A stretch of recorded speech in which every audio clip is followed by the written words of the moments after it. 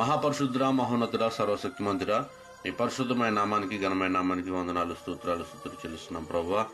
యువతండ్రినైనా ధ్యానించబడిన నాయన 105వ దావీదు కీర్తనైనా నీ బిడ్డలు ప్రభు అనేక మంది వినిచి ఉన్నారు ప్రభు. వినిచున్న ప్రతి ఒక్కరికి మంచి నాయన ఆలోచన విధానాన్ని, మంచి జ్ఞానమును, తెలివిని దయచే ప్రభా.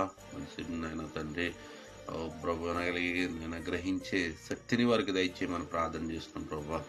ప్రతి ఒక్కరూ కూడా ప్రభా నీ వాక్యానుసారమైన జీవితాన్ని జీవించడానికి కృపద ఇచ్చే, నీ వాక్యం నమ్మదగినదని తెలుసుకోవడానికి నీ కృపద ఇచ్చే ప్రభా.